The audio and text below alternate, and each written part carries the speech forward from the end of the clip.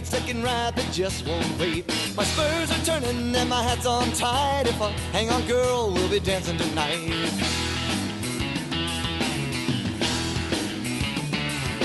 You can tell by the way that I walk, I'm a little bow-legged, my mouth's full of jaw. Legs are shaky and my knees are weak. Dust me off, I'll try again next week. Rodeo is what I do.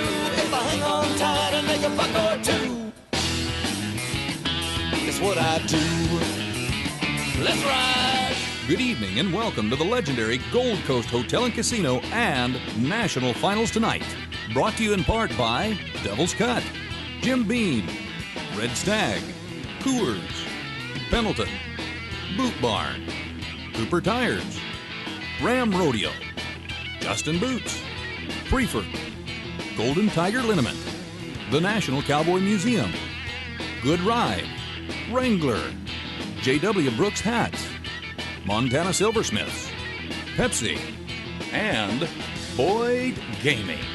National Finals tonight with 8-time world champion bull rider Donnie Gay, 8-time world champion cowboy Joe Beaver, and the men and women of the NFR. Sit back, relax, and enjoy National Finals tonight. And now, here's your host, award-winning television personality, Mr. Dan Miller. Rodeo is what I do. If I hang on tight and make a buck or what a good-looking crowd, huh? Welcome. Got your camera? Is that good? Perfect, huh? We're so glad to have you here. Welcome to the Gold Coast Hotel and Casino and National Finals tonight. Night number 5 here in 2012. Wasn't it a great rodeo tonight, huh? We hope that your guys won out there. And how many were physically at the rodeo tonight? Very many of you? Oh, gosh. Gosh, I'm so glad. You know, I am so glad you take the time to come over here and see us. This is, as calm as it is right now, it's chaos back there. I'm not sure who's here, who's coming out, but I know this guy is coming out because he's the star of the show. How do I know that? He told me that. Would you welcome 8-time world champion bull rider, my buddy Donnie Gay is here this evening. In pink. Well, it's pink night. It is pink night, yes. Yeah. You see on the door, even that's pink there. Yeah. Well, I mean, it's pink night. Did y'all have a good time at the rodeo tonight? Yes, they did. You should have. You know, it's Monday night, but I didn't even miss Monday Night Football. The rodeo was really good. How about them saddle broncs tonight? Good Unbelievable. Unbelievable. There's a lot to talk about tonight, Donnie. We've got people all in the back and up here in different places. So let's get this next gentleman out. He also is our co-host here, and we're so thankful for him. He's also an 8-time world champion. 16 world championships between them. Would you welcome Joe Beaver is here this evening talking about your guy in pink. They didn't have Monday Night Football. They didn't? No, they canceled the game, bad weather, so you didn't miss nothing. All right, huh? Yeah. Now, I need to ask Joe this because, you know, on Saturday night we talked about the Pacquiao fight. He happened to have a little money on the Pacquiao fight. Did you have That's any? why they said they canceled the game tonight. I got canceled out in the game. I was just going to ask you that. Joe, I want to talk about this quickly here because this Tough Enough to Wear pink, it's everywhere now. It's the NFL, the pink shoes, the pink. But this guy was so instrumental in starting the whole thing. So, again, Joe, quickly tell us how that got started because it did start here. It did. It started right here in Las Vegas, the National Finals. My agent came to me one day and he said, we're always asking for something from rodeo. You got to pick something to give back. And I said, well, I don't know where to start. And he said, cancer, let's do something for cancer. My grandmother was a real big influence in my life, and she had breast cancer back when surgery took half your body off, you know. And I said, hey, let's do something for breast cancer. And we made pink T-shirts. Picture me roping on them, and it said tough enough to wear pink. And we sold them for $20 a piece. And the first year we gave them $4,400. And Terry Wheatley picked it up after that and got it in the – she worked for some wine company. They got it in the NFR. Then it got hooked up with Wrangler, and now it's $1 million later. It started right over there for $20 a T-shirt. It's an unbelievable story, yeah. It's an unbelievable story. You know, a lot of people take out of rodeo. Whenever you're winning, you're taken out. You think you're doing good just because you're showing up. But, it's extra special whenever you take the time to be able to put something back in, and he's a hero. Yeah, and every time you see it now in the NFL, wherever it is, it's going to show up in the NBA, I'm sure now. It all started here and with Joe, and I'm very proud of you for that. Let me tell you a couple of things during the course of the evening tonight. Yeah, you can give Joe a hand. He'd like that. He deserved that. I'll take anything I can get after that Monday Night Football game. Donations. What was the final score, Joe? Don't even Never bring mind. it up. I don't even know who played. New England The Texans and didn't the play, Texans. I'll tell you that. The Texans didn't play, but New England did. Okay. It's a sore subject, you can tell. During the course of the evening tonight, if you have questions that you would like to ask anybody up here on the stage, we would love to have them. If you're a texter, you're in the money because here's the number. A texter, yes, indeed. See, you know Donnie's not a texter when he's not sure what that even meant. If you be a texter, here's the phone number, 702-582-5638. 702-582-5638. Luck NFT. You just love saying that, don't you? Or to Still Luck can't NFT. see it on my phone. And the other thing I want to tell you quickly, and then we'll get on with things here tonight, is this crowd here that's with us live here at the Gold Coast, when we say we're going out on YouTube and to the television that way, at the end of our show, we'll say goodbye to them, but we want you to stay because we have so many prizes to give away. Can you see? That's a George Strait signed guitar back there that we're going to give away that this evening. Wrangler jeans, Justin boots, all kinds of things. So stay with us this evening, and then before you go up to the Buck and Ball upstairs.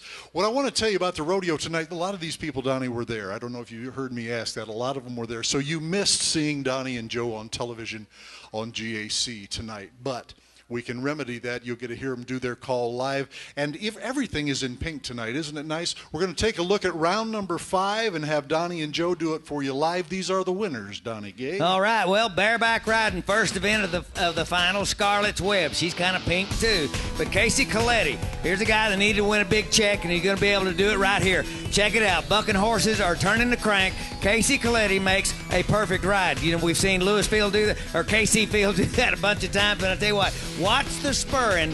I mean, I rodeoed with Lewis. I can't help myself. You know, it's just old. But, you know, watch the spurring. I love to watch both feet coming to the rigging. The Cowboys not leaning off to one side or the other, not worried about the power, just ramming, jamming, and the bareback riding, get after it in the 8-ball, first place. Steer wrestling, Trevor Knowles. This is textbook steer wrestling right here. He doesn't run that steer just right across this line. Runs him 3 jumps, but that horse, Jesse, belongs to Lee Graves. He sets his feet. In other words, watch when he gets off. He excels past the steer, lets the Cowboy hit the ground with the left leg bent, right leg straight, brings the nose over the hip, and when he shoots of that nose right here, watch how all 4 feet come off the ground in the same direction. That gets you a fast flag, and 3-3 wins around any day. In the team roping, they finally showed up. Yeah. Team ropers were in the house tonight. First, it was this little shabby run of 3.7, and Ryan Motes, he just turns in there and heels one. Watch this. Over the chute, he reaches and ropes him right there. Oh, this is Dakota and them. Dakota comes around, gets on O'Diesel, Brandon Adams Horse of the Year numerous times. He knows how to do that in this arena. He's done it before. If you're 3-7 in this arena, you've done something. That was so close to the wall to get faced and tight. He didn't have any room hardly to face. Then Brock Henson and Ryan Motes. Ryan Motes has got a Billy Goat goatee about this long. Hangs off his chin. Pink tonight. I said, boy, you got to rope good if you can do that. He backed it up. 2-3-7, same thing. Look, the head horse is out of room. When he faces, his butt hits the yellow sign that says Las Vegas. That's when you know you're getting it on fast. 2-3-7s. That's how it's supposed to be. Okay, saddle bronc riding, and I tell you what, I used to think all the bulls was always a lot tougher. Stock contractors, give yourself a hand. This is the winning ride, and this is the only horse in there that I thought was a sweet potato. This was an 83-point ride. Cole Elsher makes a great spur ride, and you're thinking, boy, if this is the way I all look, this is why they call it the classic event of rodeo right here. Check the leg extension, setting his feet, reach out there, jump kick.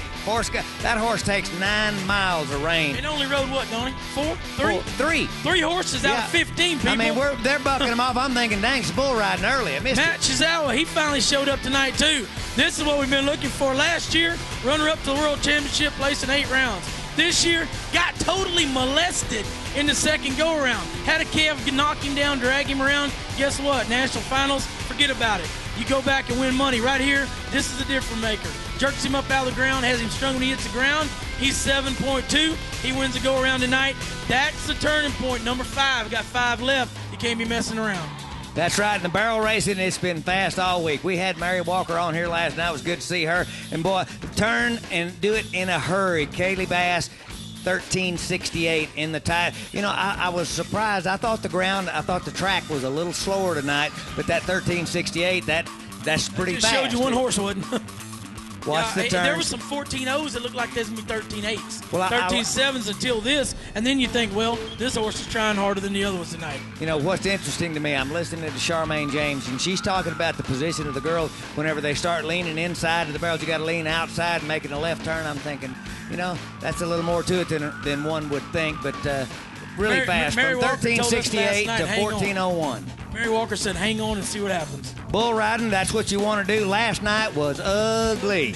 I mean, 78.5 won almost a little over $20,000. Seth Glaus, Wyoming bull rider, got a broke nose, got 2 black eyes, biggest, tallest kid in the mix. And I mean, he rides Canadian tuxedo. That bull comes from California. He's a Groundy Brothers bull, makes a right turn. These are really good bulls. Every one of them go to all the rodeos all year long. They mark them 21 to 22.5. Everybody's supposed to ride if you don't make any mistakes. And what a nice ride. And I mean, he's having a ride. That's his second bull ever that he's ever worn a helmet. And I know it has to be a distraction. We talked about but it. He's not making no excuses. What a good ride. It on. Outstanding job. Donnie and Joe, give them a hand there for you. Round number 5. Outstanding. Very good. Donnie, where'd you say Seth Glaus was from? Oh, yeah. That group right out. If he keeps coming south, he'll get to Texas. You know, as we're watching that, Joe. Snow is something you drive to. Yes. My little girl just called me tonight. I said, how warm is it there, Hannah? And she said, gosh, Daddy, it's about 12. And I thought, boy.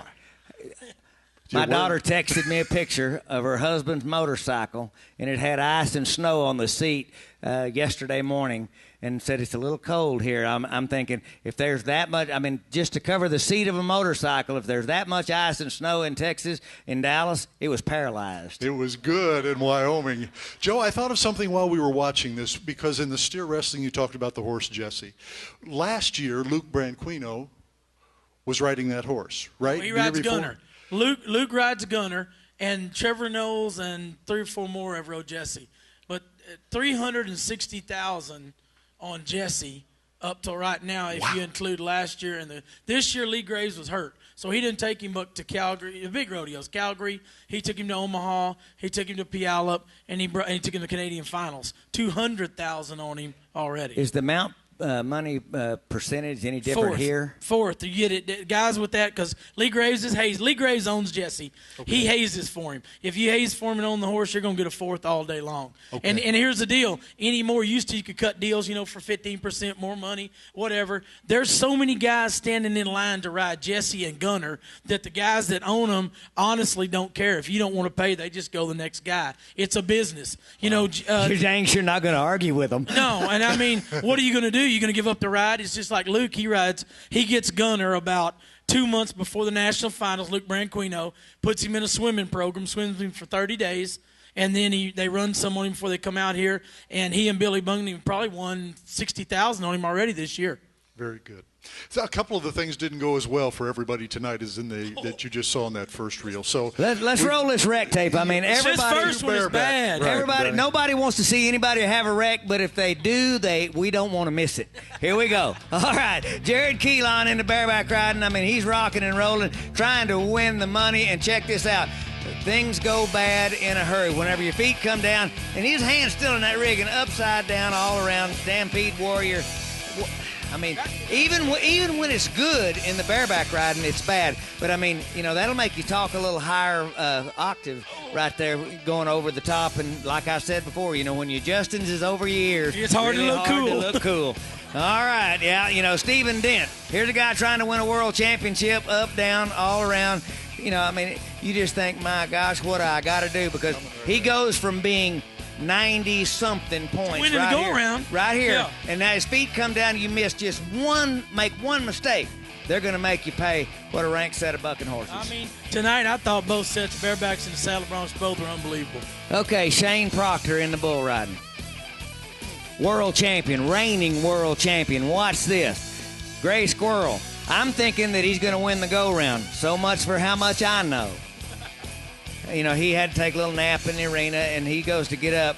If we have the other angle, I don't know if we have the other angle here, but I'm going to tell you, I didn't realize how hard he hit the ground. But, I mean, right leg, this is tricking fancy bull riding. Right leg goes over the right horn upside down. Watch this, hit right on his shoulder and his head. He doesn't bounce at all. Folks, that hurts. I don't care how young you are. They think the NFL gets a hard hit. You cannot take that hit every day. If that's in an NFL game, everybody throw the flag. Good job, guys.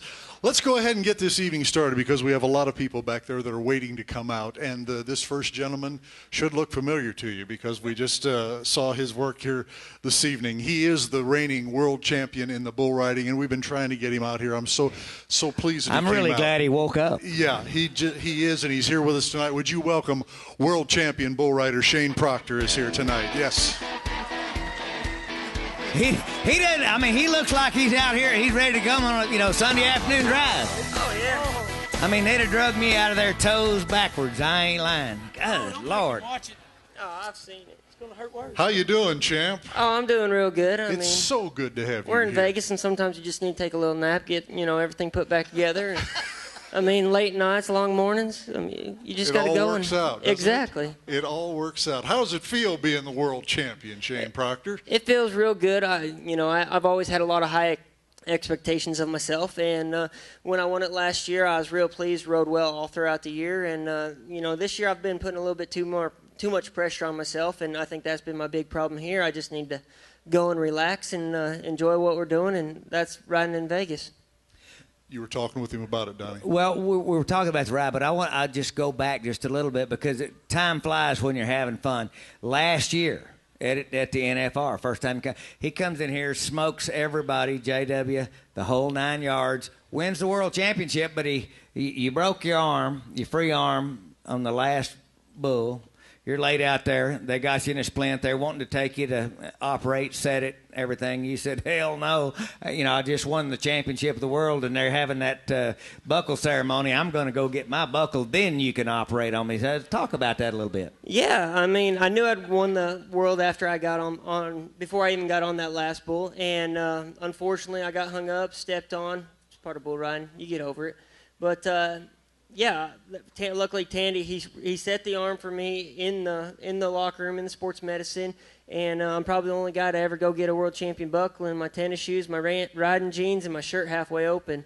But yeah, But you got it. I got it. That's right. I mean, and I got it. He's got it on too. Yeah. You know what though? That just proves something, Donnie. Because we try to tell everybody each night, if you win 1, 2, 3, whatever, sometimes, but they're that important. If you rodeo and you ride bulls and you've been doing it since you're that big, Shane, it's that important to get that world champion buckle, isn't it? It is. I mean, I didn't get to go, after the 10th round, I didn't get to go out in the arena and talk to the fans and stuff. But luckily, they were just setting his arm in there. We could go get the buckle later. Oh, yeah. I mean, but luckily they helped me out, and I was able to go get the buckle because that was something that I'd worked all year for. Well, I'd worked all my life for, and, to have it on my belt buckle on my belt right now is just – it's one of the biggest things that you can ever do. And in the sport of rodeo, this is the Super Bowl. And to say you're the best, even if it's just for a year, you're still the best. I mean, that's just that. Go ahead. Yeah. What I want to say about Shane, and we kind of claim him up in Wyoming. You went to college there at Northwest. But this guy is the most all-around guy, Donnie. Hey, all-around guy. I mean, he's from Wyoming. Washington, he's from Washington, North Carolina. Yeah. I mean, and it just goes. My daddy had said one time, I said, well, buy a place. And he goes, bull riders don't need a home. They just need a place to stay. Very good. Well said. Yep. So you're doing good. In college and in high school, he qualified for the finals in 3 events, all the rough stock events. In college, placed in the top 12 in the college finals in all 3 rough stock events. There's times in college where he would even win in the calf roping. This guy is the most all-around. And so, Joe, we've talked about this all-around title and a rough stock guy doing that. Any desire on your part, Shane, to do more than the bull riding? Yeah, my whole plan last year was to start off the year in the bronc ride and try to go pretty hard in that along with the bull riding. And then I enter the calf roping here and there. I'd like to win the Linderman one time. It's a prestigious award, and so I entered a pro rodeo in the calf roping the other day. I didn't have any luck, but I'm just going to keep knocking it out and keep trying to move up and maybe practice a little more and maybe get a check here and there. You know what I think is the good part of that is he knows, and Donnie said it too. You got the bad thing about the rough stock, and I'm going to say it. You've got to go get a name before they're going to let you win. You can be the world champion bull rider, and when they see you walk in there with a bronc saddle, they give you that. They're going to look at him funny. But if you win enough to get them looking at you to where you can and qualify, I don't know y'all's qualifications, but to go to all the big ones, there's always that chance of beating Trevor Brazil. There's, when you rope tie down kids and you team rope, you can lose a finger and you can tear a knee up fast as you can cash a check. And if something like that happens, a guy in your situation that's handy enough in more than one event, that's step-up time right there. And if something like that, I hope it doesn't ever present itself that way, but if something did, you could be ready to step in there and try to win you one of those too, couldn't you? Oh, yeah. I mean, that'd be something that, that's a dream or a goal of mine. And I'd really like to make the NFR in the bronc riding, and I think I have the talent to do it. I just need to go on early. And the last couple of years I started off going in the bronc riding, made a little bit of money here and there, and then I always got to where I've just started concentrating on the bull riding. And I'd like to go and get my qualifications. I did the same thing, and I filled my permit riding bareback horses. And I'll tell this story. I was a sophomore in high school, and I split first and second at Waco, Texas, at the end of the year in 1970. And I split first and second in the bareback riding with Harry Tompkins. He was. Well, you are old. I am old. I started Shane really doesn't know who that is. Hey, we'll get a book out later, and you'll find out who that is. Harry Tompkins won 4 all-around titles and bareback championships, 5 bull riding championships. He's the guy that kept Jim Shoulders from being 22-time world champion. But I rode bareback horses and broncs, and it seemed like you'd win one if the other event it'd pick up a little bit, but once you begin to get into the summer and you started going to a lot of rodeos, it just seemed like it was too hard. It was too much trouble to be able to take your saddle, to be able to get traded at Pendleton. You'd be up. You'd get split. Hard, though. I mean, it's so hard to do. I mean, easy to say, nice to talk about, but I never did it, and I don't have many regrets in the rodeo business. But I wish that I hadn't to give Hawkeye my saddle at Cheyenne that year. He broke the tree in the saddle. He was riding my dad's saddle and broke the tree in it and needed one, so I let him have mine, and that was a good excuse, and I used it not to go on and ride broncs. And I would encourage you, because your career in the bull riding is going to be for as long as you like riding, which should be quite some time. What I'd like to do is take a look at him at work, Donnie. Let's take a look at one of your rides earlier in the week here, Shane. You and Donnie can talk about it, and then we'll take a look at what happened tonight. But I just like Shane to talk about what he's feeling. Well, right there, that's a good little bull. Right there to the left, I felt like I was moving real well on him, and I made the score. Even got to spur him with both feet there right at the end. I mean, he needs a brush taken to him. He's a little dusty, but I thought it was a good ride, and that was it. I was just really excited to get that one underway. I felt like I've been riding tight, a little anxious to do well, and you just got to keep it simple and get the job done, and I haven't been doing that. Is that a hesitation, Donnie, or a stumble? Yeah, but that's got to be hard, isn't it? Doesn't it have to throw your stuff off a little bit? Changes the timing, but what was interesting to me, whenever he spurred him with both feet, that means in my mind, he's a little too anxious, because those judges aren't going to give you that many extra points for spurring. It's all about control to them. The spurring, that is a personal, individual, I like to dominate kind of thing. I know what you're thinking, but when we watch what happened to you tonight, I just want you to watch as the bull jumps out of the chute. Watch your right leg as you leave the gate. This shouldn't happen. I thought it hung. Now we can't see it right there, but when they show it back on the replay, don't watch you taking a nap. That's no fun. Right here, right there. The shaft flew up, but there was probably 1.5 feet air underneath this right leg, and that just that was weird to me. Yeah, I pictured it differently in my mind when I did that. This is what you do when you ride bulls. I really didn't think what happened there was when I did kick loose, it landed right on top of his horn, and I hit that pretty dang hard. You can see it just goes I call flying. that trick and fancy bull riding. I haven't seen that in a while. Well, they started off doing some trick riding here at the NFR, so I figured, I might try it a little bit. I guess, I just need to calm down and get it done. But, you see them guys doing it, and I just want to try it. But a big hero of mine is Glenn Keeley, and, man, that guy could move his feet like no other. And part of it's with the bronc riding is it teaches you to move your feet, and that's why I ride bulls better when I move my feet. But apparently right there, you got to go and get a hold of them first. Well, you got to let them get started, and it's awful easy to hindsight 2020 and all of that kind of stuff, and you expect so much out of yourself, and as I watch it, I'm sitting there going, man, just wait on the bull and let him get started. When you find your rhythm, y'all watch out, and because now everybody thinks, well, he doesn't have any shot. We've already had 5 go-arounds. We're halfway through. Well, everybody that you're envious of so far this week that you think is just kicking ass and taking names, guess what? You can win just as much or more than they did in the next 5 go-rounds. So, no, it ain't over till it's over. Everybody, but I just, I want everybody to get in a groove and ride like they can. And if y'all do that, then they'll stop talking about, bull riders this or that. They'll be enjoying themselves. Well, and I think they should enjoy themselves. I was talking to Shane Hanchey behind there, and he says, a lot of guys, they have a good first 5 rounds or they have a good last 5 rounds. It's hard for guys to put 10 good rounds together. I mean, it's very difficult for people to do what Casey Fields did last year. And so I've got nothing but up to look. It can't get any worse than that. I've took a nap. I wish you wouldn't say that. I came here 13 times, and I tell you, I went from first to worst, and you just can't imagine in the fashion that it can come in. But the good news is you are healthy.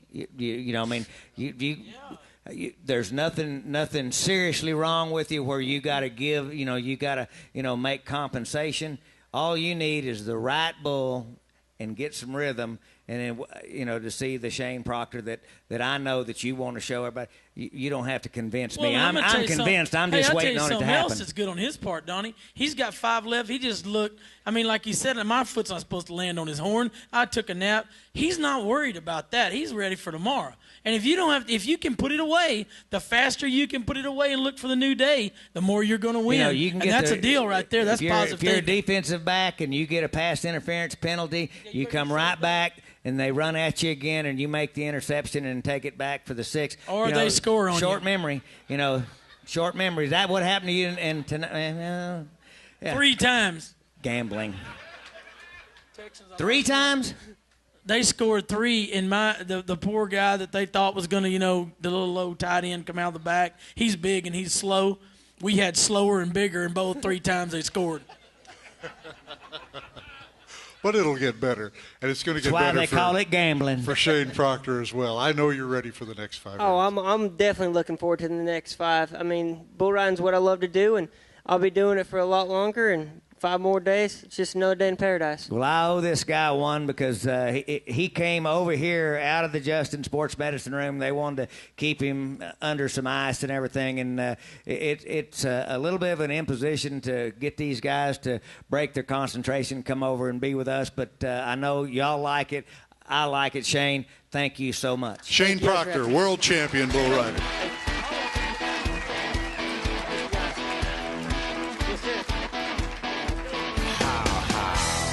He didn't even bounce. I mean, He's a good young man. But you're right. Hey, there was that much daylight between his the legs. first time I saw him, I was doing a television show called Toughest Cowboy. 2008. And you had to ride bareback, saddle broncs, and bulls, and he was so much better than the rest of them, it wasn't even funny. Because I was watching him ride broncs and stuff, and I'm thinking he's a bronc rider, and then I saw him in the bull ride, and I thought, holy cow, That's why he's a real threat. I mean, I think it's like so too. If you just said it though, it's harder. It's more time. It's everything. I like this new deal. They've got this challenge series where you get these top 24. If there's a way for these guys to be able to, if the riding event end of the arena gets the same amount of livestock at relatively the same money, then you can have a race that way like you used to. But right now it's a little bit skewed. Yeah, he's certainly got a chance at it, I think. Let's move now. He's got a chance. He's got a big chance. I think so, too. Yep. Let's move now from rodeo to NASCAR. This gentleman is good enough to stop by and visit with us here this evening. And you see him on Fox television every Sunday with the races from NASCAR and on the Speed Channel, and in his heart. I love playing like NASCAR.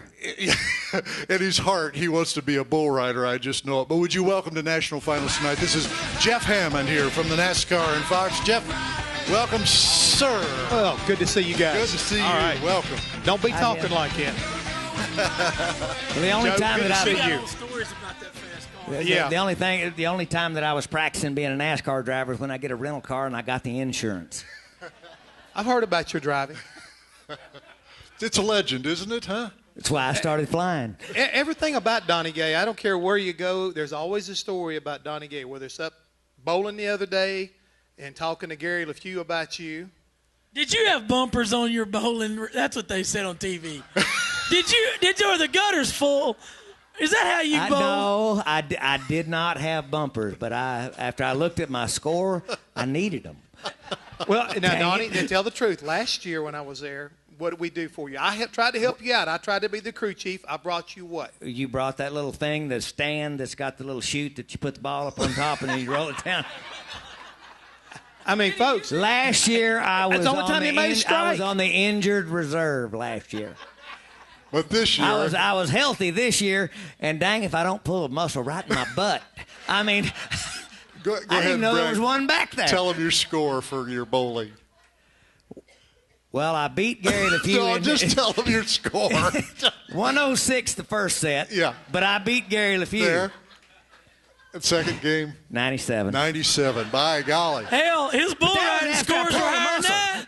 You scored higher than that riding bulls. Well, that's what Wayne Brooks come by, and after the fifth frame, and I was like 52, and he said, it's supposed to be higher than a bull riding score. And I said, hell, I've scored that before. With a strained buttocks. You're a trooper, Donnie, I'll tell you. Buttocks. Tiger Balm. Tiger Balm. That's what you need, bro. When Jeff is Balm. talking about being the crew chief, he knows about that. He and Darrell Waltrip, he was his crew chief, 43 NASCAR victories, unbelievable string of victories for you guys. And now he's doing the television part of it. But we talk a lot here, Jeff, about this cross demographic. And you guys are coming back to town. When's NASCAR coming here? We'll be back here in March of 2013. I always look forward to coming to Las Vegas because it's always a great group of race fans, and the racetrack and the folks out there, they do an excellent job. And plus the fact, we get to hang out up here and watch the Thunderbirds fly back and forth over at Nellis Air Force Base. They put on quite a demonstration whenever we're in town. So it's always a great venue. And, recently, just a week before the start of the finals, which we normally share our NASCAR championship here in Vegas, but this year we got separated. So, the week before, we crowned our new champion as far as 2013, Brad Keselowski. Took on Jimmy Johnson, Mr. Five-Time, and was able to, take the championship away from him. So it was a pretty good battle all the way down to the final race in Homestead. And your official year kicks off, the 2013 season, Jeff, kicks off when? We'll be in Daytona like the second week of February. So we'll race from the second week of February all the way till the week before Thanksgiving. Yeah, it's just like a rodeo season. I was just going to say it's pretty grinding. It really is. And how many races are there now in the year for NASCAR? 36. We go 36 weekends. I mean, that's point races. We also have the All-Star weekend, and we have I think it's the Budweiser Shootout, the week before the 500. So it really winds up being about 38 weeks. Do you get to drive the race cars at all? Will they let you? I have driven them before. I have. I have officially driven a race car. We had at over 200 miles an hour. Oh, cool. Well, Jim Shoulders had a rodeo in Winston-Salem, North Carolina, back when Winston was one of our sponsors, and Richard Petty was the parade marshal, and we got out there and before the rodeo started, and we'd done a lot of promotion and everything. We sold a lot of tickets, and we were relaxing and telling old war stories and everything, and there was about 10 cowboys, and Richard, we got loosened up a little bit. And pretty soon, we were loaded up and we were headed to the racetrack. he said, heck, I got 15 cars in the hangar out. Let's go out there and we'll turn the lights on. And we were on the way out there, but his agent and the insurance company stopped us. 2 smart people. I was so disappointed. 10 dumb people. I was so disappointed. Can't you go out here, Jeff, and they'll let you drive? Well, I mean, once your butt heals, but you can go out there and drive. The good thing about it, Dan, it doesn't matter if his butt heals or not. We'll figure out a way to tighten that up. We put him inside a race car. I don't need it to tighten up right now, buddy. I can't hardly put my boots on. From the bowling accident. I knew you was going to bring How does that happen? This is a guy that rode bulls for 30 years, and he hurts his ass bowling. It's a dangerous world out there. You didn't trip and fall down on the ball, did you? No. I mean, I saw this lady. Show us your form once. Maybe we can figure it out. I know what he did, folks. I know what he did. He had the ball, and he went like this right here, and he went. Is that what you did? No, I was watching this lady in the next lane. She had her own custom bowling ball. I mean, it was really pretty. Had all this painting and stuff. She had this little, stuff. And, I mean, and she just walked out there so smooth and svelte and just, she starts the ball right down by the gutter, and it's going like this. And just rolls out. Didn't go very fast. Knocked all 10 of them down. I thought, heck, I can do that. I mean, so, man, I roll back and I put that little high right English on it. We do that in the pool table. And, and it started down there and going down there. And I finished just like she did. I got, oh, Jesus. It's still there. But my ball, it just kind of goes up there, and I think it's going to do the same thing, and the damn thing goes in the gutter. I was so pissed. So I didn't watch her anymore. Now you're just trying to get yourself out of trouble. Oh. But Dan, getting back to what you were asking originally about driving race cars. Do they have any old women he can watch first do it, or? I'll put it this way. I'm going to have to figure out a way. Can we change the subject? To get him in a race car. Yes. I will find somebody. I would that. love to get Donnie Gay in a race car. Only time I ever got. I want to get a camera on it, too, because I want to see the look on your face. Because he flew with the Thunderbirds. You know that. Didn't you, Donnie? I did. Yeah. I got to fly with the Thunderbirds, and that was cool. I mean, the guy's going straight up. We got to 18,000 feet, and he said, "You ready?" And I'm thinking, man, I'm the guy that's nervous on the Ferris wheel. And I told him, yeah. And I'm like, oh, my God. I mean, we pulled 9 Gs. And I said, they got this little suit on, and you can't imagine the face you got to make to keep from passing out. And I said, oh, God. I said, what's Could the you show us? Let me finish, will you? Because I've seen that face before. It was in the men's room. Go ahead to the other.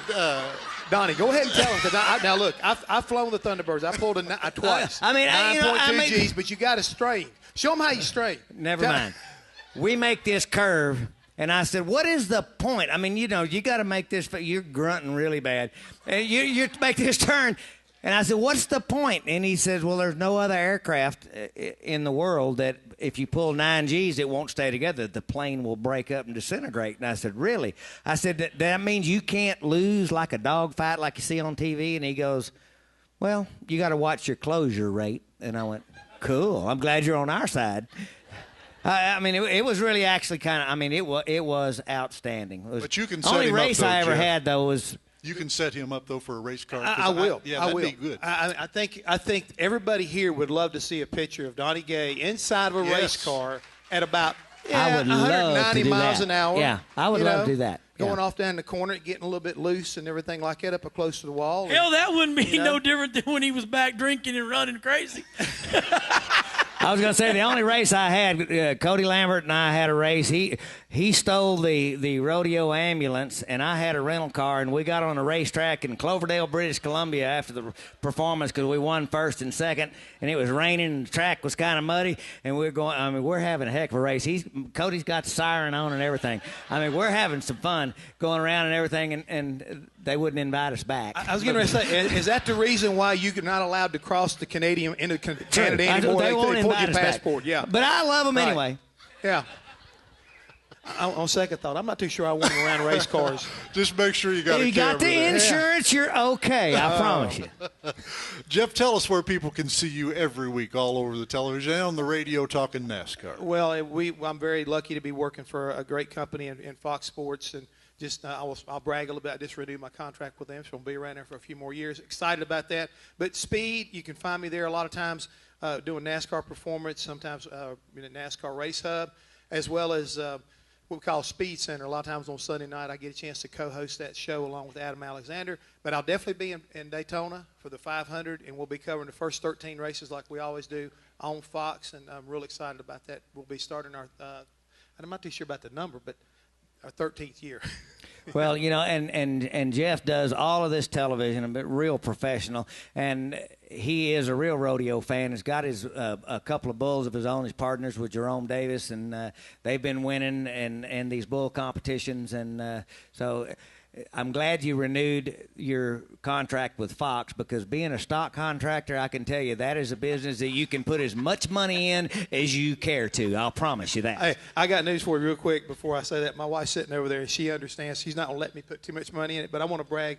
I got my son, my daughter with me, and my future son-in-law. My daughter just got engaged just a short time ago, but that's my team roping partners over there. We team rope at my house, and race some steers and everything, and I'm real proud of them. We get a chance to go and have some good quality family time, and that's one thing I love about rodeo. It is such a family driven sport, and again, that makes it very similar to what I grew up as far as NASCAR is concerned. Great people on both sides of the aisle, you might say, with NASCAR and rodeo. That's one reason I want to be here. I've always wanted to be a cowboy. I know I'll never measure up, but I just always dreamed that if I could just be part of the brotherhood and walk the walk that Joe Beaver has and Donnie Gay have done. I mean, I just think these guys are the greatest. The best thing about rodeo is not only is there sporting competition, but it's a lifestyle, and you and people in everybody that wears a hat, got a pair of boots and Wranglers in their closet, can be a part of our business, and that's the best part of it. Absolutely. Thank Jeff Hammond for coming by tonight on National Finals tonight. That monitor's not on.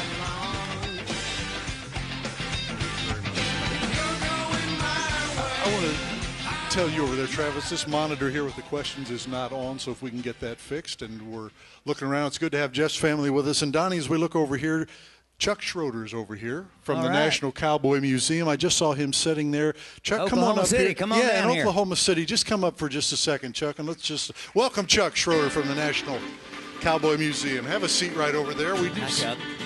That's kind of the way this show is. We see people out there and get them up here, and from NASCAR back to Cowboys and rodeos, and your museum. And I've had the honor of being there at your museum, but these two fine gentlemen are in your kind of Cowboy Hall of Fame at the museum there. But tell us a little bit about your Chuck's the president there. Tell us about your museum. Well, the National Cowboy and Western Heritage Museum has been around since 1965, and we like to say it's a very unique museum in that it started with nothing more than a big idea. Old Chester Reynolds ran around the country in the 1950s saying there ought to be a place where we can preserve and tell the story of the American cowboy to inspire people around the world with just what that legacy really means. And these two guys have been special friends of our place. We're in the end, we're nothing more than storytellers. We're a collection of great Western art, collection of great artifacts. We have the largest collection of rodeo photographs and rodeo memorabilia in the world and all that. But in the end, we're storytellers. And by the way, Donnie, we love telling your story. And one of the great things about a museum, we can tell your story without ever mentioning bowling. I am so glad. I'm indebted to you. I really am. But, I got to say, some of you people might not, whenever you start talking about museums, you might think, oh, okay, where we're going. This was the Cowboy Hall of Fame. This was where I got to sit in there at dinner. And in fact, I think I got a spanking out front one time because I wasn't quiet enough for my daddy. But Jim Shoulders, Harry Tompkins, Casey Tibbs, Bill Linderman. That's where you went in Oklahoma City after the NFR with Clem McSpadden doing the introductions, and Gene Pruitt, and the history of the rodeo business, because that was the Cowboy Hall of Fame, and it was just so special and so special, and still is, and that's why that's one of my greatest achievements, to be in under the same roof with Jim Shoulders. That was the biggest tree in the forest. If you haven't been there, you need to go, because like you just said, it's not what you think. And it's not just all rodeo cowboys. It's everything. Cowboys. Like the paintings. I mean, there's paintings in there that are unbelievable. I mean, that's one of the only places I ever went as a kid. I mean, I didn't go Disneyland, Disney World. I went to all that after I rodeoed. But I remember getting to go there. And that was like that's the Taj Mahal of the Rodeo Museum and the Hall of Fame. I mean, it's something special. Well, when we used to do the events with Ben Johnson there in Oklahoma City, Donnie, that was always tied in a big part. My first couple or two or three or how many ever it was before we made some changes. My world champion saddle came from there. So it was sponsored by y'all. And tell us how people can find you, Chuck. Your hours of operation, a website. Sure, we are. If you come to Oklahoma City and come up to Old Persimmon Hill, we're only closed 3 days a year: Christmas, New Year's, and Easter. So we're probably going to be open 10 to 5 every day, but also come to our website, www.nationalcowboymuseum.org, and you can see all of this stuff and see schedules of events and pictures and stories and all that sort of stuff, and we're proud to share that with people. Donations are accepted. It's the most special place. If you like wearing a cowboy hat, that's a place that you need to support. Some 10 million people have been there over the years. 11 million. 11 million now. Wow. But we appreciate you coming on here and then letting us know about it. We appreciate your support. My donation this year will be bigger if you continue to not talk about the bowling thing. Done deal. Yeah. I mean, he's got his checkbook right now. I'll give more if we can get a tape of it running there. World champion Donnie Gay riding Oscar, and then he's bowling with bumpers. Donnie, we do have the book, however, for Joe that will tell him who the hell Harry Tompkins was. Oh, I knew. I knew. Wait a minute. I just did that for his sake. I did know, because I actually got to meet him, and I know him. All right, okay. We got to meet him. I was impressed. Very good. Chuck Schroeder, would you thank him for stopping by? Chuck, thank you for stopping by. Enjoy your stay in Las Vegas. Thank you very much. Yes, absolutely. Our time is getting quickly away from us, Joe, but this question. That's a great question. This question is up the. What about the cross-firing in the team roping? First of all, and I think we have a clip. It's here. I think it's the stupidest rule in rodeo. Well, okay. There is Jake Long. I think they got flagged out for crossfire 3-6. Run it real slow, guys. Okay, very slow back there. The rule is the steer has to be turned and in tow before you can throw your heel rope. I think if you can rope him running straight down the damn arena, it ought to be legal. If you're that talented, heel him before I hit him. Who cares? But anyway, this is a view. Of course, Harry, he doesn't have this view. He's in the side over here. Now, when they head this steer, he's got to turn his head and be in tow before he throws. He hits here and he hits there. To me, that's a legal shot. Ooh. I mean, now if he even throws, I saw that. If he throws with that steer being bent, then yes, I said flag him out. But if you watch that steer's back end, this steer's back end hits here, and he throws. Now watch. I'm going to show you where I would have flagged him out at. Okay, Jake's right there waiting on him. If he throws right there, that's a flag out. But see the steer's back end hit and get in tow? That's a legal shot if you ask me. Now, except they didn't ask us. That's what really POs us. Yeah, and it cost us $20,000. Cost him. And if you flag him out, there's 2 more tonight you got to flag out too. Wow. I say either give him all the benefit of the doubt or flag every one of them out, but don't be picky. And I thought it was a picky flag. And like I said, it's the hardest job in the world. It's 3.6 seconds all this is happening. And I'm not ragging him, but I'm not defending him because, like I said, they volunteer. They are hired for that job. So if you flag Jake Long out tonight, you flag them others out too. Okay, good question, and very good on that, Joe. Good analysis of that. All right, let's move on here. Oh, gosh, our time's getting away. This young man Joe's a fan of his. I'm a fan of his. This young tie-down roper and an outstanding young man. Shane Hanchey is here this evening. Would you welcome Shane to National Finals tonight? Good young man. How are you? Good to see you.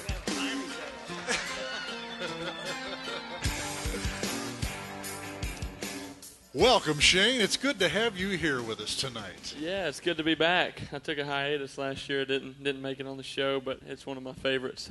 We are so glad. And Donnie, what did you say to him when you came out? Well, I know he's glad I finally shut up where you get out here. I've been watching I didn't know rodeo it was for a long 11:20. time. Say what? I've been watching rodeo for a long time. You know how Donnie is? Exactly right. Joe, talk about this young man, well, Shane Hanchey. There's three things about this kid that's something pretty special, you know. Donnie's talked about it, and we've talked about how you come from work ethic, and you either come and it's just the way you're born. You're born with it or without it. You have to work for it, or it's there whether you use it or not. We know a bunch of people both ways. This kid and his brother have lived, slept, drank, eat roping ever since he put his baseball bat and glove down. He was talented in that field as well, decided he wanted to rope. Man, I don't know how old, you know, Dad taught you and everything, and I was lucky enough to get him and his brother when they were 9, 10, 12 years old in my clinics, and my wife and I were at Sulphur, Oklahoma, or Sulphur, Louisiana clinic one day, and we drove out of there, and she said, if that kid grows at all, he'll be at the finals every year since he's been at the national finals. So that says something right there, because she just doesn't pick out on everybody. This was a big year for you, and a big year in Canada. Shane, talk about that some. Yeah, I went up there to Canada in May with Clint Robinson and a few other guys, and I made the Canadian finals last year. And man, it's like I was talking to Bob a while ago. It's such a good deal. In November, when not much is going on, they have the Canadian finals in Edmonton. The rounds pay $12,000. There's 6 rounds in an average. It's almost hard not to go up there now that I've made it a few times. You know, I won a little over $90,000 in Canada, counting Calgary. And so we're making a living at this sport. So, I mean, it's pretty simple for me to be up there every year. Well, and that's a new deal. Donnie and I couldn't go. We couldn't go to the Canadian finals. You could buy a Canadian card and go to their rodeos, but you couldn't go to their finals. You get to go to Calgary, the spring rodeo, one of my favorite rodeos always was Edmonton, where they have the finals, but the super rodeo in March. Yep. You know, 22,000 people in that building, and it was pretty special. Now, the Canadian finals also brought a little hickey in our deal. Shane Hanchey has ridden a sorrel horse called Riata since you were 17? 16 years old. People, that doesn't happen very often. You don't get a good one when you're a kid that's good enough to continue to step up with your level of roping to take you to the pro level, much less the national finals. So all he's ever nodded his head on at the national finals is Riata. And on the way to the Canadian finals. Uh-huh. I'm actually in Miami at my circuit finals, and I had a rig sent out there to Edmonton, and I get a phone call about 30 minutes before I rope. Says the guy that was bringing him out there said that Riata was acting like he was wanting to colic, and he didn't know what he should do, and he was around Denver. And so I called my vet, and my vet called Fort Collins at Colorado State, and they brought him in. He tries to tie up every now and then, but I didn't think it was no big deal. Heck, I said just give him some Banamine, and he'll come out of it. And 2 hours later, they're bringing him into surgery to operate on him, and there I was at my circuit finals, a long ways from Fort Collins and a long ways from my horse. And they broke the news to me that at the minimum of 90 days, and the NFR was just shy of 30 days coming around the corner. So it's a big learning process, and leaning on my faith, because nobody realizes, like Joe said, I've been roping on that horse ever since I thought I could rope. You know, that horse, when Joe was teaching me, I roped pretty good. You know, like I could time an 8 and 9 when I was 16 years old. When I got that horse, I started tying him in short 7, and it propelled my roping, it propelled my attitude, my confidence, and I've always said that if it wasn't for that horse, I wouldn't be where I'm at today.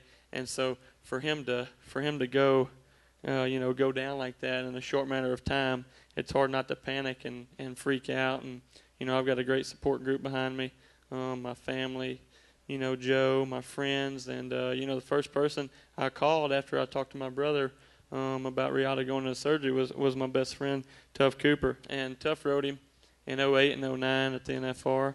And, the first thing he said was, I got Jag at the house. He's been there, done that, and you're welcome to him.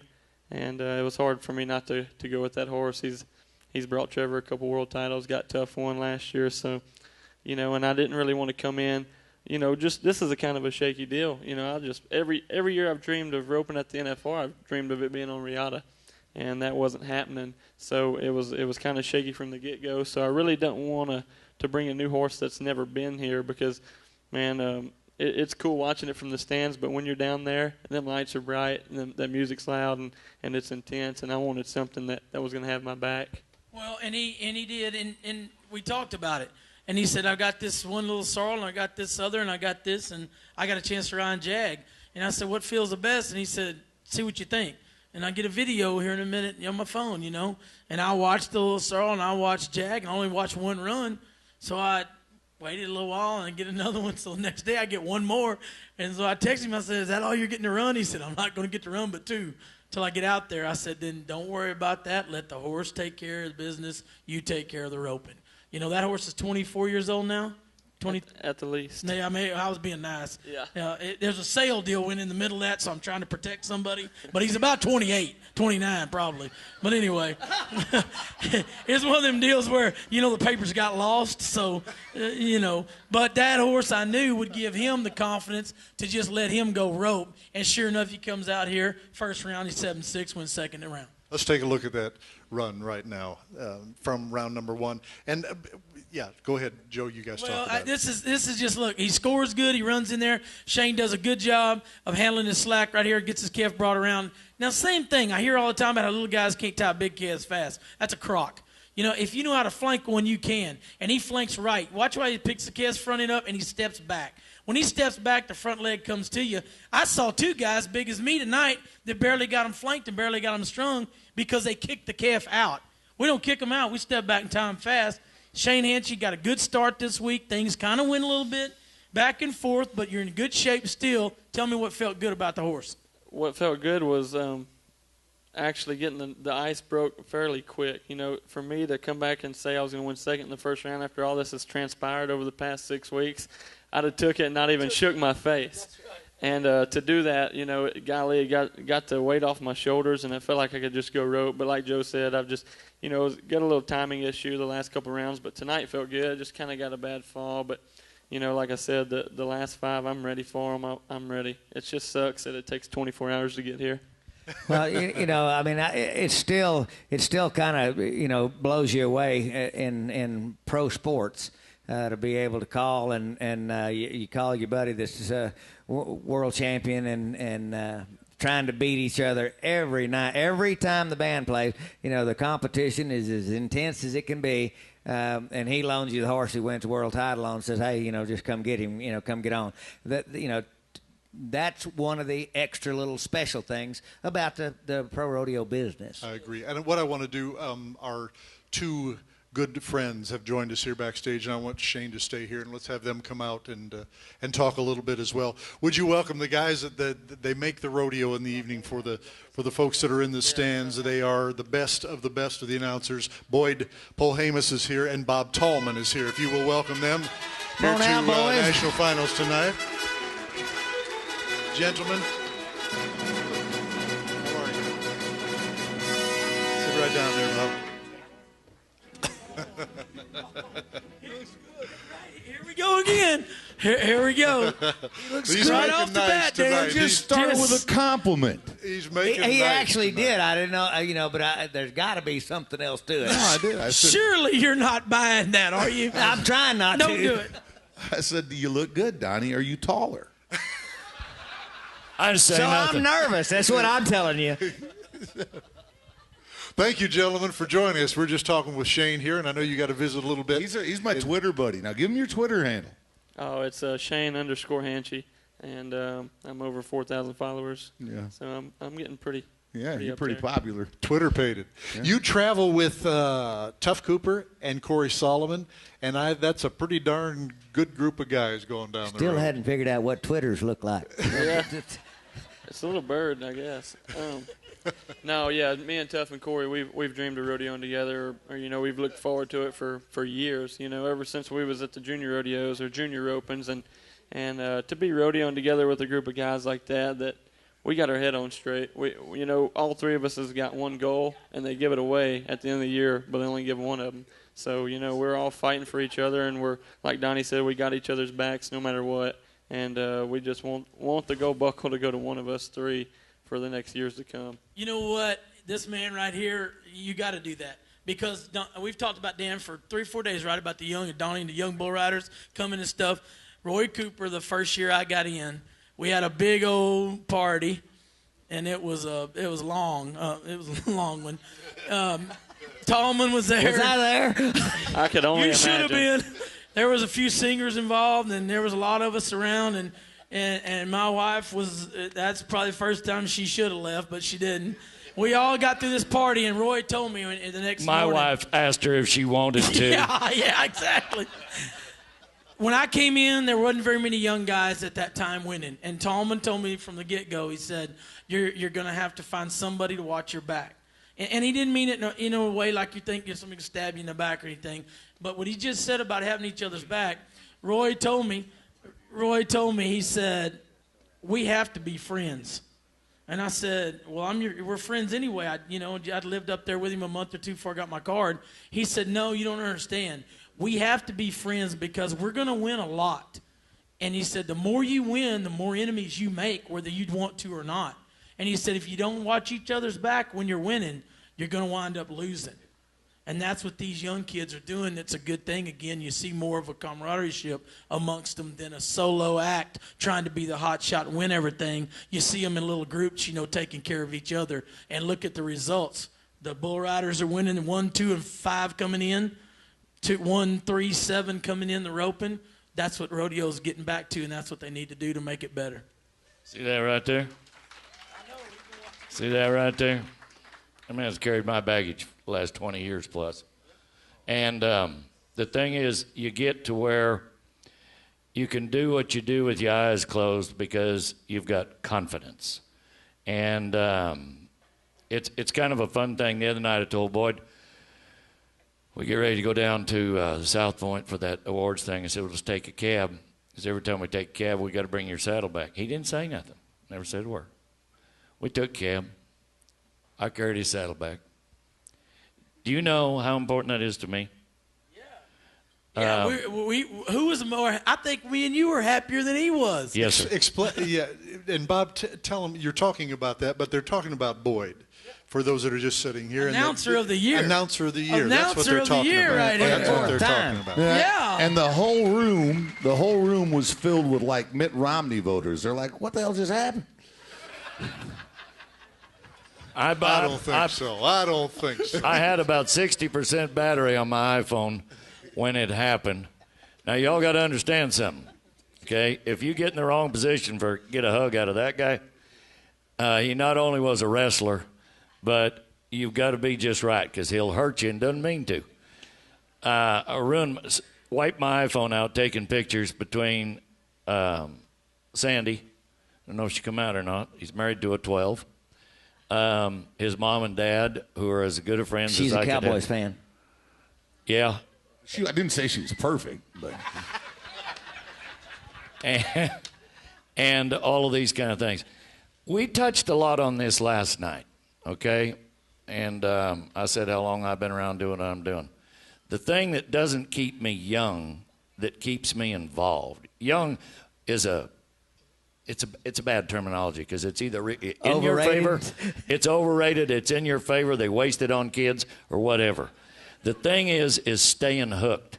And it's very difficult to stay hooked of being who you are, who you're expected to be, who you want to be. And then there's times when you'd like to unhook.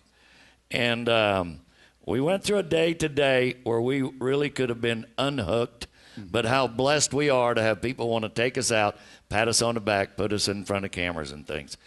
It is a tough thing to do. And you don't have a wife yet to stay with it. You start losing your parents or your grandparents. Things happen. Your dog dies. You don't know how important it is when you live on the road like we live and you only get to see your dog maybe 150 days a year at home. You lose your dog, that's a big deal, and it jerks your guts out. And the other thing too is, and you've seen this a lot more than me, and this is not a dig at age. I don't mean it that way, but these guys make me excited about continuing to announce rodeos because you watch this rivalry. You see Joe, and then you see Fred, then you see Cody, and then those guys. Fred's 45, Cody's 38, 39, and you start going, my heroes. They're going to start slowing down a little bit now. And I watched Marvin Garrett go away, and then all of a sudden I'm looking at Casey Field, wondering, has anybody ever rode a bareback horse better? And then I sit and I did an interview for a radio station out here before we came, and they go, "What are you looking for at the finals?" I said, "I'm looking for somebody from Tough, Corey, or Shane to step up and say, I'm the next baddest guy breathing, okay? Because somebody's got to show me they can beat Cody and Fred in 10 rounds over and over again. And right now, Tough Cooper is that guy that is stepping up doing that, But it makes me excited. A clown like Justin Rumford, comes along, and you've worked with the Liesl Harrises, and I've worked with Quail Dobbs, and I start going, and Flint, worked with Flint a ton, and you start going, and clowns get stale for a little while, and then all of a sudden you see this new fresh face, and you're like, man, I'm looking forward to announcing rodeos.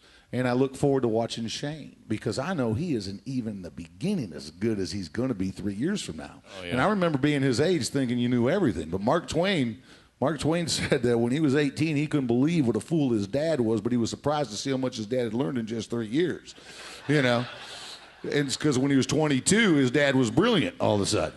And right now at his age, he thinks, he thinks, he's trained and he's polished and he's won.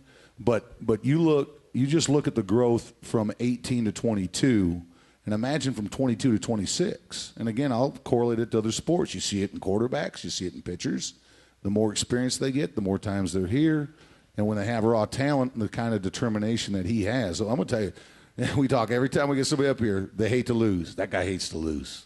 I remember. That's the good thing. Yeah, it's the good because thing. If you like to lose, I'll show you a loser. That's and right. You know that. You're right. We talk about that all the time. It's Yeah. not nothing against people that's there, people watching. It's nothing against the stock you draw, but you cannot like to lose. And you are the remember growing up ugliest loser I ever saw. Yeah. John McEnroe ain't got me. That's exactly right. He's not exaggerating 1 ounce. But they're not bad people because I got an older sister who's a great lady, okay? And I can remember growing up playing volleyball with her in the yard and her friends and everybody else.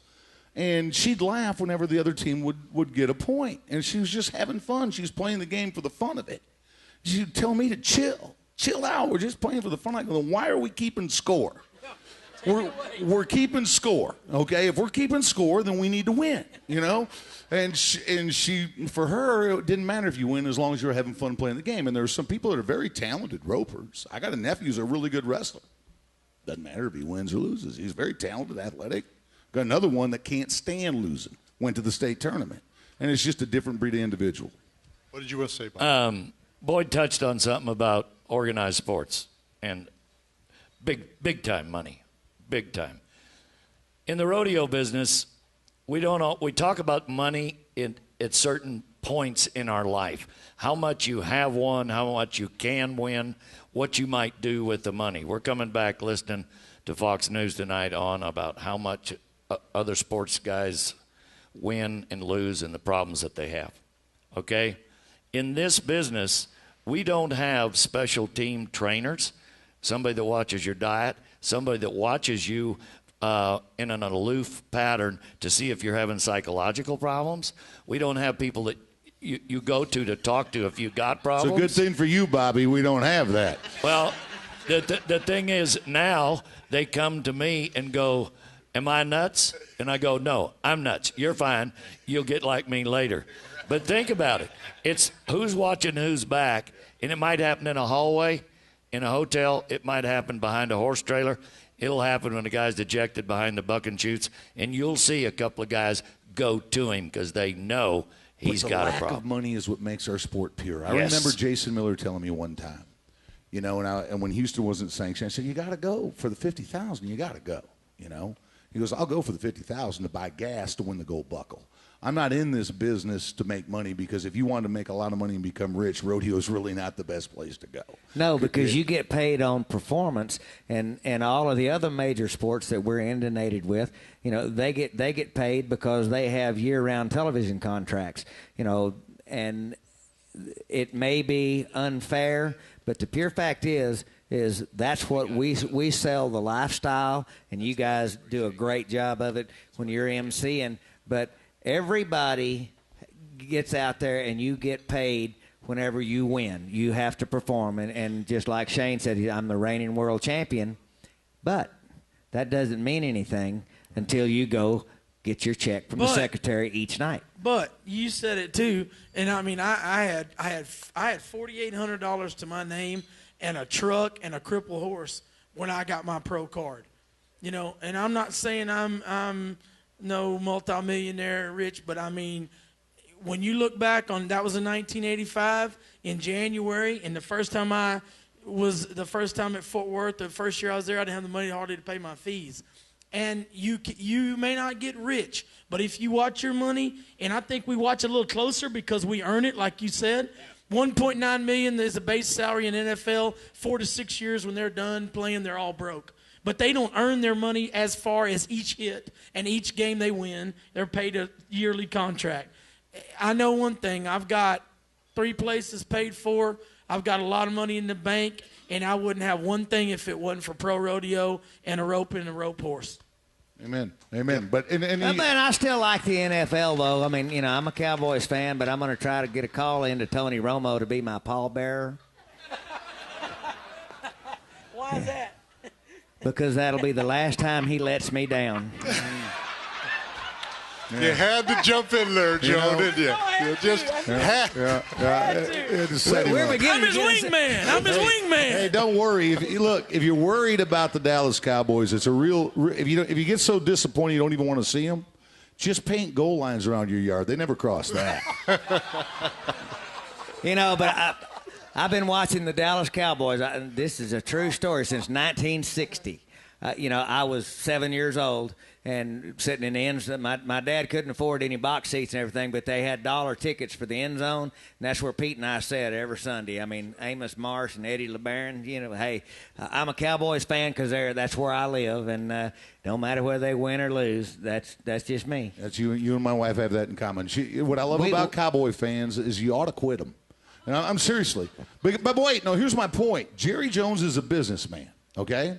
And I think the best thing that could happen for the Dallas Cowboys is him to get a true GM, a guy to evaluate talent, put it on that team. Anytime you've seen the Cowboys be successful in the last couple of decades, it was somebody else buying the talent and making sure, or not buying it, but acquiring it, and then making sure they realized that they would be gone the minute they found somebody that played better. Jerry Jones wants to be friends with Des Bryant. He wants to be friends with, and until you replace Jerry Jones, and the only way you're going to get rid of him as your GM and make him an owner like Robert Kraft and some of the other owners is by not buying the jerseys, not buying the tickets, because he'll listen to his pocketbook.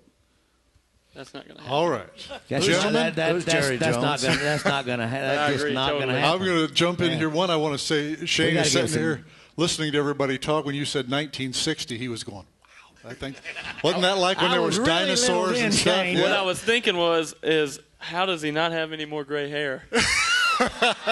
He doesn't have hair. If he did, it would be great. Hey, it's that good, clean living he always Absolutely. Sure. It's not because in the 70s and 80s, we didn't do nothing wrong. We were just like you. It all slips away, Shane, I want to tell you. Joe and I are beginning to work really good together. You're doing well. That scares and me. I must have been, too, because I can't remember. Well, what I was going to say, Boyd, and Bob will relate, I have finally reached an age where some of the things that I remember most in my life never even happened. Right. So what I wanted to say about, because Boyd and I had a... Would you like some counseling? No, I was going to, but I couldn't remember the appointments. Boyd and I had a great conversation the other day, and what I want to say to close this out for the TV section tonight is,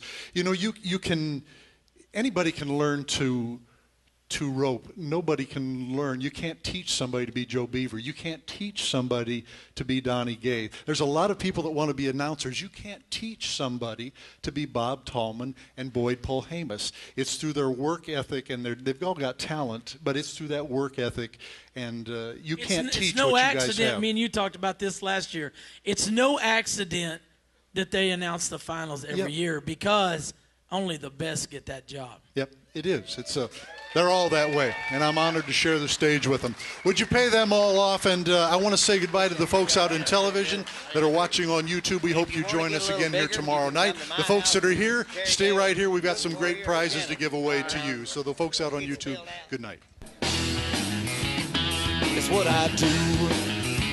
Let's ride. Thank you for watching and attending the show. We hope you enjoyed the presentation of National Finals tonight at the Gold Coast, where all the Cowboys go after the rodeo. We look forward to seeing you again tomorrow, same time, same place. This has been a presentation of Boyd Gaming. The fun isn't over yet. We invite you to head upstairs for Gary LeFew's legendary Buck and Ball. Live music from the Texas Jam Band featuring members of George Strait's Ace in the Hole Band and local favorite Scotty Alexander. Beer and drink specials, and best of all, no cover charge. We're gonna dance and party till the cows come home at the Buck and Ball. Rodeo is what I do. If I hang on tight, I make a buck or two. Is what I do. Is what I do. Is what I do.